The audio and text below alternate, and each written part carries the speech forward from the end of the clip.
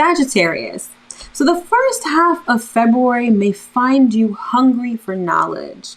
I feel like with all of these advancements in technology, you may find that during Aquarius season, you definitely want to learn more about AI or different inventions and innovations. So if you find that these things pique your curiosity, indulge yourself, okay?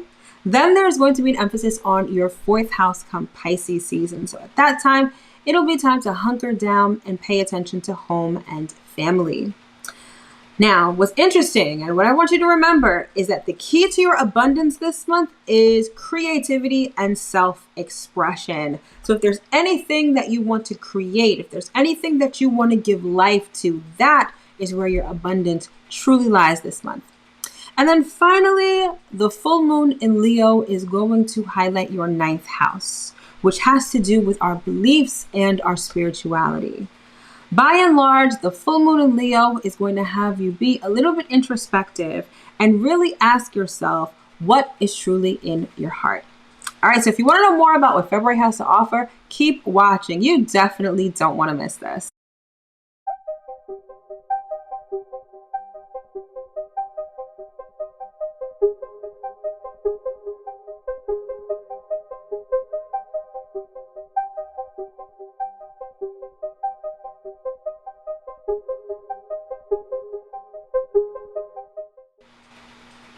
What's up, Sagittarius? As always, I hope that this video finds you well and in excellent spirits. If you're new here, welcome. My name is Mel, your new favorite astrologer, and I'm the founder of divinefeminineworks, where I help people unlock their divinity and discover their magic. And as always, if you are returning, welcome back.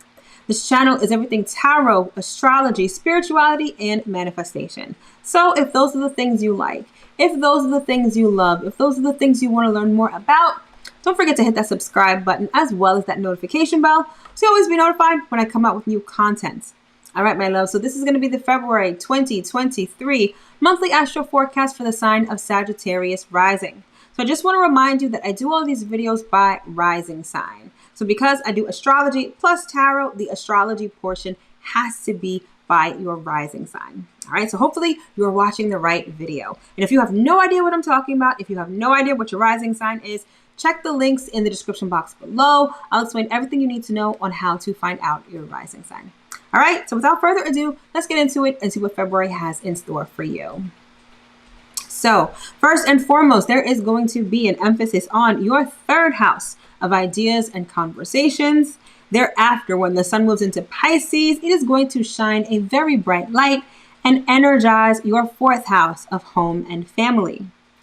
Venus is going to move into Aries and shower you with abundance, especially in your fifth house of creativity and children. And then finally, the full moon in Leo is going to illuminate your ninth house of spirituality and beliefs. All right, so let's get into it and see exactly what February has in store for you. So first and foremost, you have an emphasis on your third house of ideas and communication. So when the sun is in the sign of Aquarius, your third house is going to be lit. So the third house covers things like siblings, extended family members, ideas, conversations, short distance travel, and what's the last one? Short distance travel, technical skills. Sorry, I've been doing like these videos all day, so I think my brain is a little fried. But yes, so the third house, especially when it comes to ideas, conversations, and technical skills, I feel like Aquarius, especially because we're in the age of Aquarius and we're in Aquarius season, this is going to have you hungry for knowledge with things related to the future, such as technology, such as AI, such as inventing and improving on things. So I feel like the first half of the month is a lot of mental power for you, a lot of brain power.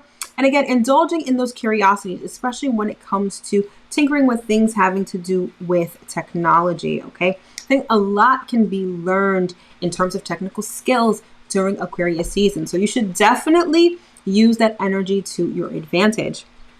Not just researching like online, but really talking to people. If this is something or if these type of topics really and truly pique your interest, be vocal, talk to people, communicate with people.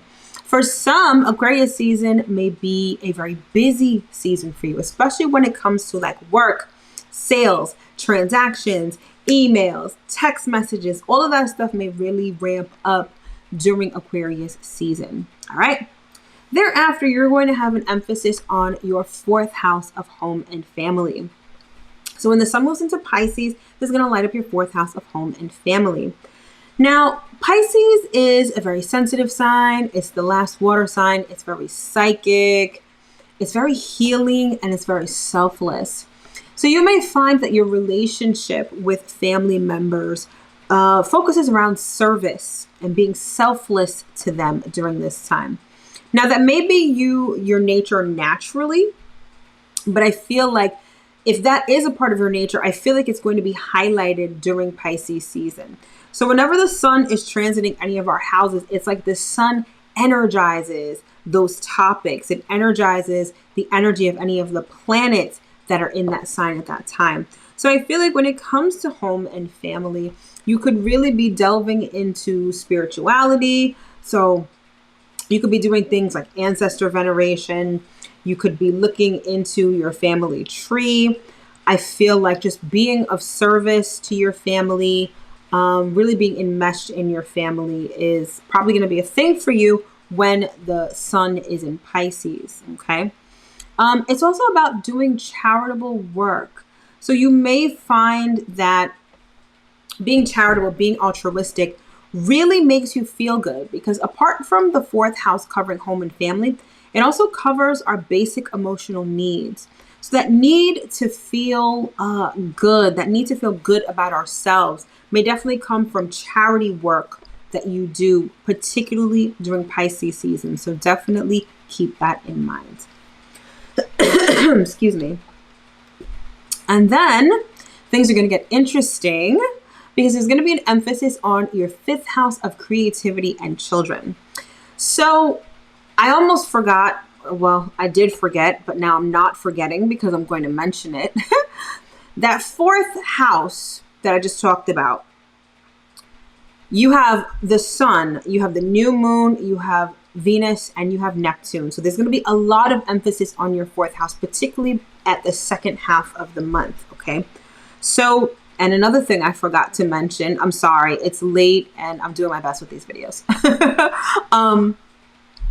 The new moon in Pisces is going to be an excellent time for you to plant seeds and set new intentions with respect to anything having to do with home and family. So if you're trying to create your own family, if you're trying to purchase property, if you're trying to change residences and move, plant those seeds at the new moon in Pisces. All right.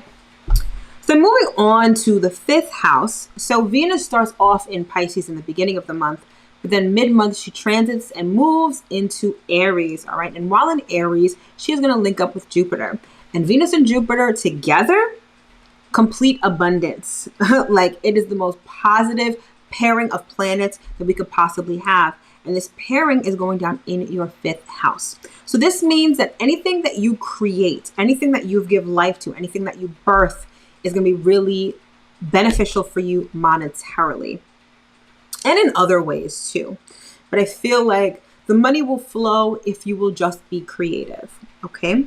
Money could also flow if you do anything involving children. So children may be a big issue or a topic for you around this time as well. But by and large, you're going to want to express yourself. You're going to want to express your authentic self, because that is truly where your abundance lies this month. Okay. So keep that in mind. And then finally, there's going to be an emphasis on your 9th house of spirituality, higher education, and long distance travel. And this is all going to be triggered by that full moon in Leo. So the full moon in Leo is very much about tapping into our heart space, being our authentic selves, and being courageous enough to follow our heart. It also brings up issues of identity. Do we identify as an individual person, or is our identity somehow attached to others? Like, do we identify more as part of a group or part of a collective? Okay. So when it comes to the 9th house, especially because the 9th house deals with spirituality, it's like, are you like, where is your heart? Like, are you enmeshed into a particular religion or a particular ideology, or are you sort of a lone wolf and do you stand out? What truly fills your heart? What truly makes you feel loved? Those may be the questions that the full moon in Leo will ask of you. But by and large, I feel like that full moon is really going to illuminate who you really are. Because like I said, the full moon energy has a lot to do with our identity. And are you someone who stands apart, or are you someone who identifies with a particular religion, a particular faith, or a particular ideology? Okay, so I feel like that will be extremely illuminated for you in the month of February. All right, so that's pretty much February in a nutshell for you. And if you want to know more about what February has in store, generally speaking, check out my February 2023 monthly astro forecast, and I will leave the link to that in the description box below. All right, so now that we've gotten the astrology out of the way, let's get into the tarot and see what messages Spirit has for you this month. All right, let's get straight into it. All right, Sag, what messages do we have for you this month? Ooh. First off, we have Gemini. All right, your sister sign. Okay.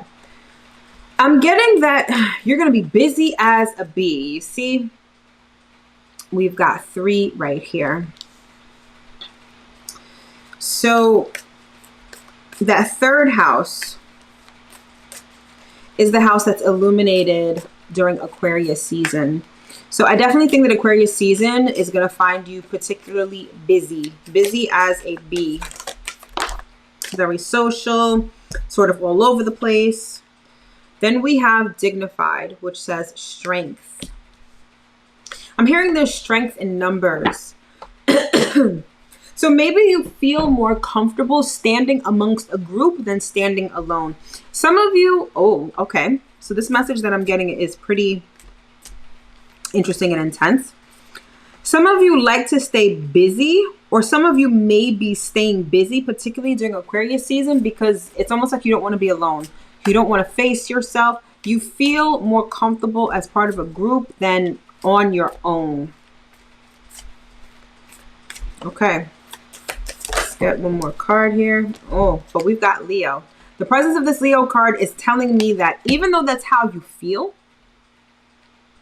right now you are meant to stand on your own. Especially when it comes to like faith and beliefs.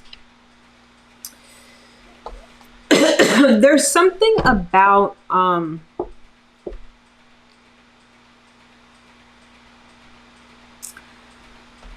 there is something about, I don't know how to put this. This seems like a very sensitive kind of message. And I don't get the sense that it's for everybody.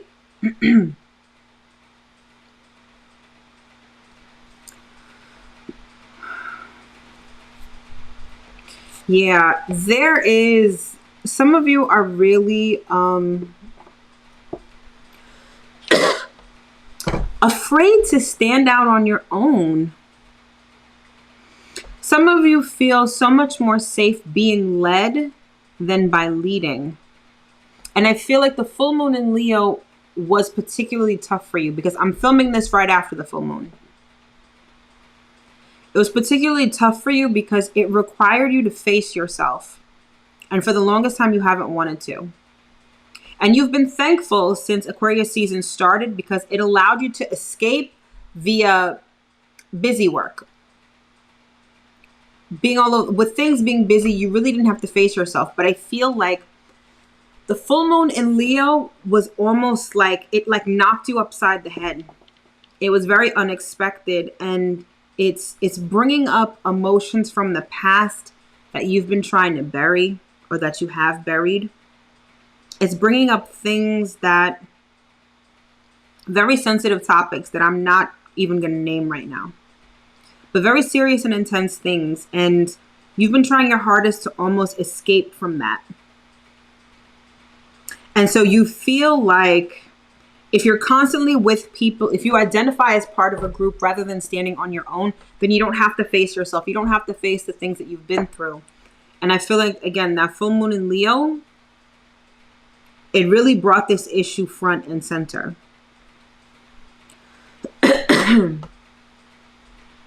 For some, it's not even that dire. For some of you, I feel like you're coming out of a season of collaboration, especially when it comes to like work and things like that. You found that in the recent past, collaborating has been good for you. But I feel like there's something about February that's urging you to step up and take a leadership position, or like focus on doing things on your own right now. Regardless of which message resonates, the overarching message is that it's time to lead and it's time to stand on your own 2 feet. It's time to be by yourself. It's time for you to be sovereign, to be autonomous. Yeah. All right, let's get some more cards here.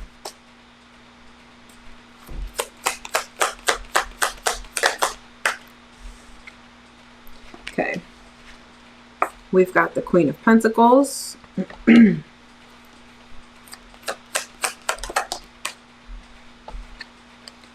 We've got the Star.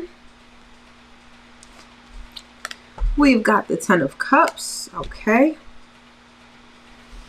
Yeah, work, being with other people, that's what's made you feel emotionally secure.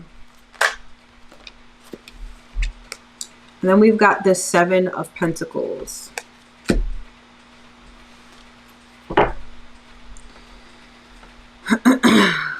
Some of you have tried to bury some really tough things. And again, being around other people has been like the best distraction for you. But that full moon in Leo, it's almost like that full moon in Leo lifted up the rug. And now you have to face these things that you've buried.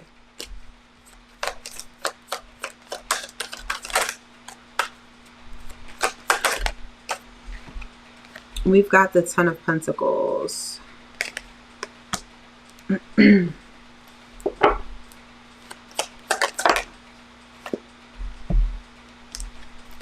Got the Four of Cups reversed.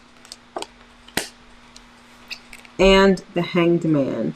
Yeah, it's like, so for some, if you've been keeping yourself busy, especially like being around other people, collaborating with other people, you may find that people don't want to collaborate with you right now.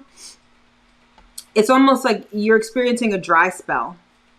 And that's by design. Spirit is like, okay, you've been distracting yourself long enough. Now is the time for you to really look at and examine what you've been running away from.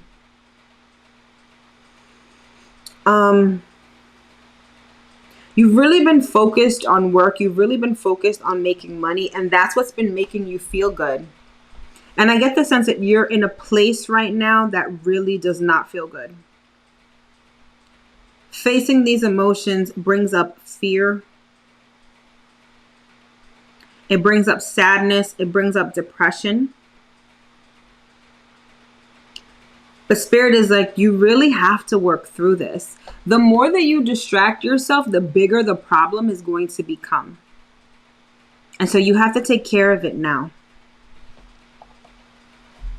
You really have to take care of it now. This is how some of you are feeling right now. Brokenhearted. Some of you feel like, shot through the heart.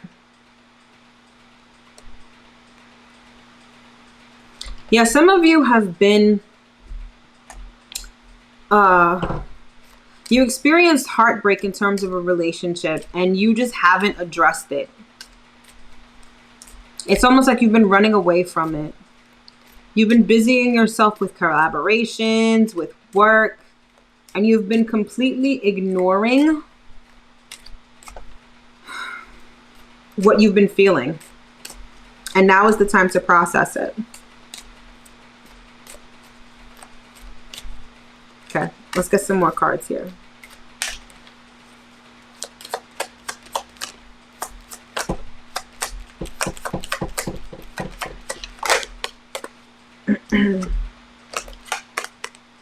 We've got coffin. We've got adjudication. And we've got thoughts. Someone could have decided to end something. It could have been a relationship, or like I said, I feel like those collaborations are drying up. Like before, it's like you had so many offers of people wanting to work with you or collaborate on things, or you were doing all these projects with other people. And now suddenly it's like all you hear is crickets. People are either too busy or they got other things going on. And you're sort of just left with yourself, and you're left with your thoughts. And Spirit is like, there's no time like the present to really address those things that you've been running away from. That's the essence of this message. It's time to address what you've buried under the rug, what you've been running away from, and stop distracting yourself. Okay, let's get one last card to close out this reading. We've got 2. So look at this. I can't even make this up. What does it say? Distractions. You've really been distracting yourself. And then we've got metamorphosis. This is the process that Spirit is trying to take you through right now. This metamorphosis. It's almost like the phoenix rising from the ashes. But you're refusing to rise because you just want to keep distracting yourself. It's almost like you want to keep your mind busy so that you don't have to tap into your heart, because your heart is broken. And I get it. I get it completely. Okay? I completely understand. However, that can only work but for so long. It's time to undergo this process. And as painful as it may be, it will eventually be rewarding. Emotional health is very important. And I feel like February is asking you to address your emotional health once and for all, Sagittarius. All right. All right, Sagittarius. So that has been your February 2023 monthly astro forecast. All right. I sincerely hope that you were able to get at least one piece of information that you can use moving forward into the month. All right. If you want to know more about my products and services, all of that information will be in the description box below. All right. Thank you so much for tuning in. Have an amazing month, and I will see you in my next video. Take care.